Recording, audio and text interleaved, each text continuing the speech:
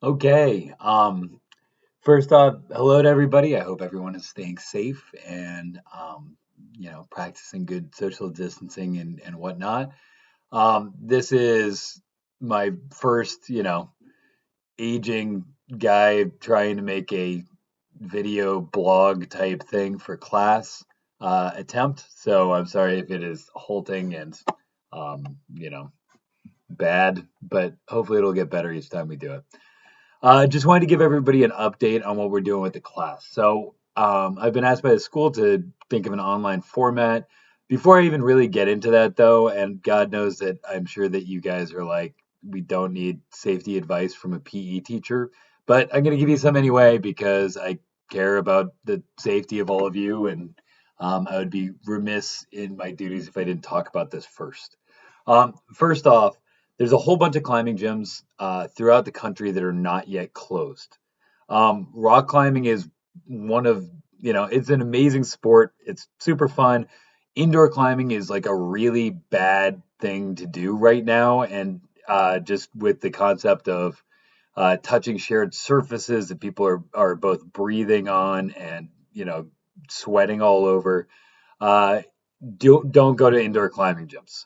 Climbing gyms that are not closed, I think, are being socially irresponsible or just not aware of the potential scope of the problem that we're dealing with.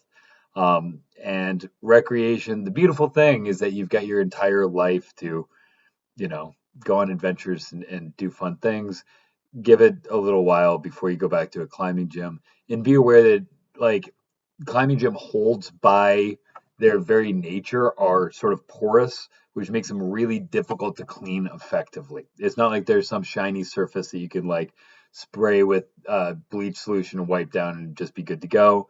Um, I don't know really what the solution is going to be to the hygiene challenges that climbing gyms face, but again, don't go to climbing gyms right now. It's just not a good call.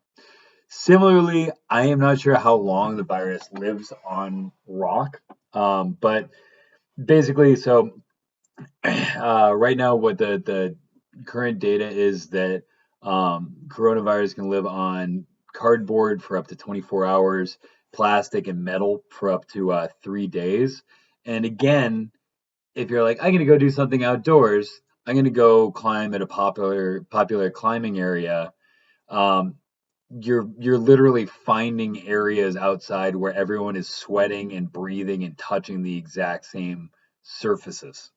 And so, it's one thing if you're going way out into the middle of nowhere, but just be aware that rock climbing, by definition, you're touching common surfaces in a way that you don't do hiking or even canyoneering or things like that. You're touching a very specific set of holds that you're sort of forced to do, which would make that a higher risk activity. So again, I know you guys are not looking to me for safety advice, but it's important. So there is that to get that out there. All right. So next thing is just sort of talking about the class. So I've got a list of movies, and I'm going to try and come up with a video talking about different climbing equipment, just sort of going through different adventure type stuff. I figure we can segue and sort of talk about things like avalanche safety and various things like that as well, and just sort of go over um, go over a bunch of gear, go over some techniques, go over some knots, things of that nature. The thing that I want to talk about with the movies, all of the movies are going to be relating to something having to do with climbing, mountaineering, canyoneering, stuff like that. And there's sort of different things to draw from each one. The first one that I'll be talking about is Touching the Void. If you guys have not yet seen Touching the Void, you absolutely should. It won an award during Sundance Film Festival. Um, and it's super super awesome. Uh, and it is a testament to the concept of exposure. One other thing, so originally when I was planning this stuff out, I was like, hey, maybe we can set this up to do things at home. One of the big things that I want to stress right now, and just to sort of put this out there also, is that the concept of exposure in climbing and in canyoneering and in mountaineering and even in hiking or riding a bicycle or driving a car on a deserted highway or whatever, is that the farther you are away from help and the level of that help once you can get to it determines your level of risk. So in other words, if you take the exact same climb and you move it an hour farther into the woods, that is a more dangerous climb. If you move that 2 days hike farther into the woods, that is a more dangerous climb. If you put that in a country that has a worse healthcare system, so that their emergency surgery is not as good, that is a more dangerous climb.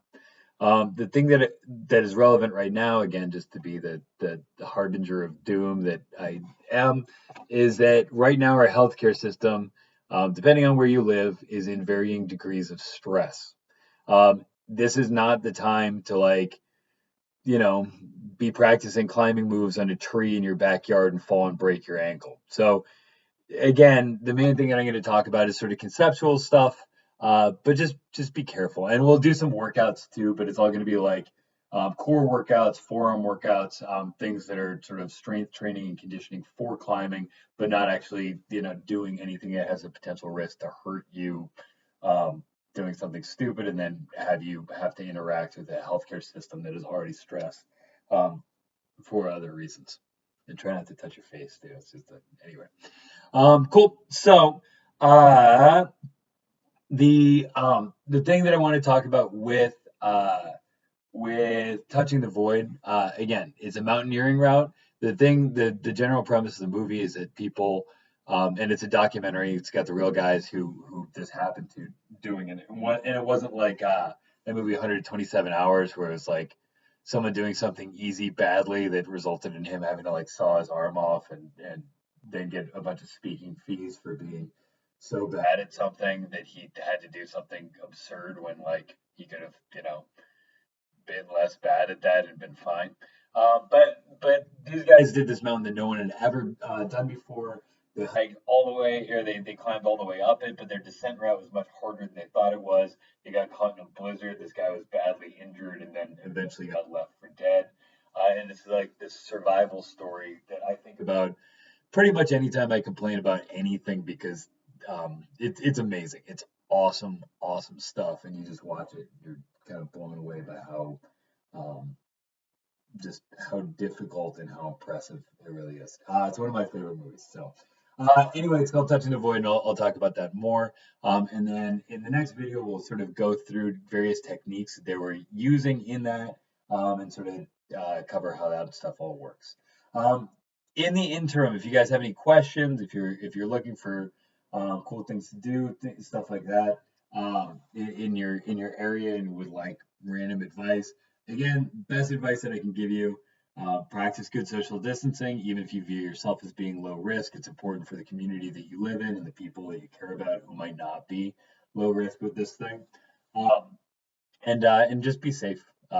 Again, this is a PE class, so I'm sure that this is not, the venue in which you are eagerly awaiting knowledge of what's going on in the world.